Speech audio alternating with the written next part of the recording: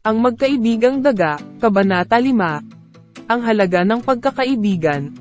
Sa paglipas ng mga araw, patuloy na namumuhay ng masaya sina Miguel at Sofia sa kanilang maliit na lungga. Ngunit isang araw, mayroong dumating na hindi inaasahang pangyayari na magbabago sa kanilang buhay. Sa gitna ng isang mainit na tag-init, nagkaroon ng matinding kakulangan ng pagkain sa kanilang lugar. Nang makarating sa kanilang tenga ang balita, agad na nag-alala si Miguel para sa kanilang kinabukasan. Ngunit sa kabila ng kanilang pag-aalala, hindi nagdalawang isip si Sofia na magbahagi ng kanyang huling pirasong tinapay kay Miguel. Kahit na alam niyang pareho silang nagugutom, hindi niya naisip ang itago ang pagkain para sa kanyang sarili.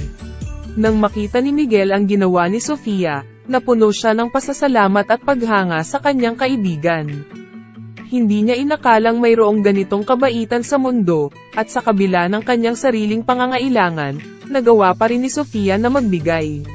Sa pamamagitan ng simpleng pagpapakita ng pagmamahal at pag-aalaga, natutunan ni Miguel at Sofia ang tunay na halaga ng pagkakaibigan. Hindi hadlang ang kahirapan upang magtulungan at magmahalan, at sa mga oras na ito ng pangangailangan, tunay na lumitaw ang katatagan ng kanilang pagkakaibigan.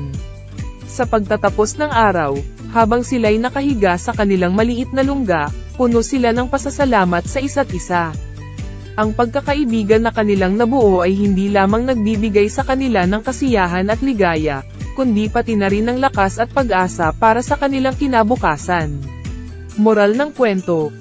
Ang kwento ng magkaibigang daga na sina Miguel at Sofia ay nagpapakita ng kahalagahan ng pagmamahalan at pagkakaisa sa oras ng pangangailangan. Sa pamamagitan ng kanilang pagkakaibigan at pag-aalaga sa isa't isa, natutunan nilang ang tunay na halaga ng pagtitiwala at pagmamahal. At sa kabila ng mga hamon ng buhay, natutunan nilang ang pagkakaibigan ay tunay na yaman na hindi kayang bilhin ng kahit anong kayamanan.